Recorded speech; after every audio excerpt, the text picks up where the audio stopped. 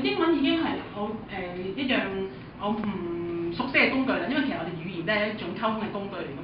英文已經係我唔熟悉嘅啲嘢啦，跟住老師教嘅進度仲越嚟越快，我連頭3個都未寫到，佢就已經去到第5、6、7、8個嘞喎，係嘛？咁我點啊？我究竟係好唔開心？我好嬲啊！我應該放棄啊，定係我應該繼續咧？就係其實而家我哋同學仔有可能遇到嘅嗰種心情咯。咁所以頭先咧都有講到嘅，可能有一啲情況咧就係啲小朋友根本就未識個 A， 可能淨係識到 A 至 G 啫，係嘛？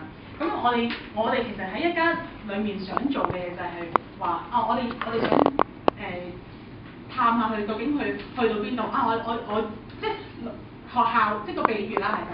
學校而家係教到第15個字啦，咁究竟佢而家喺第3個字啊，定係第8個字咧？其實我哋就係想喺呢度幫佢咯，係啦，明唔明啊？即係所以我哋成日都強調咧，我哋嘅目的咧唔係想佢學晒15個字，而係我哋係想希望佢可以一步一步，佢學到第3個嘅話，我哋就教佢第4、第5個啦。佢已經學到第8個嘅話，咁我哋就慢慢教佢第9、第10個啦。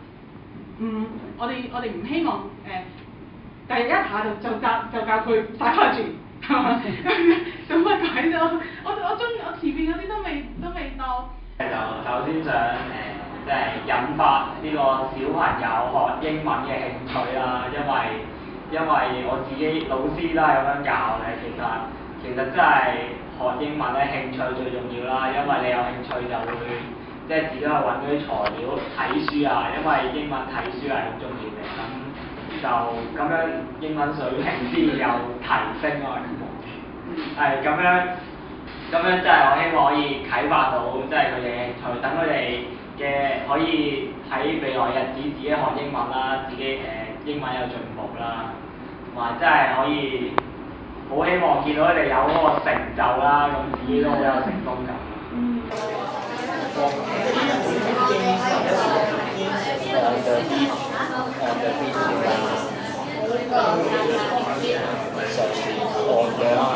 Ring a ring a roses, a heart with a roses, a t-shirt, we all hop, hop.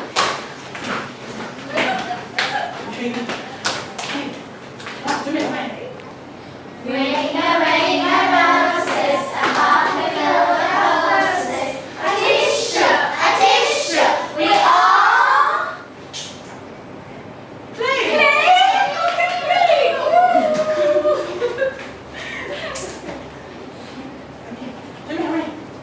play. Okay.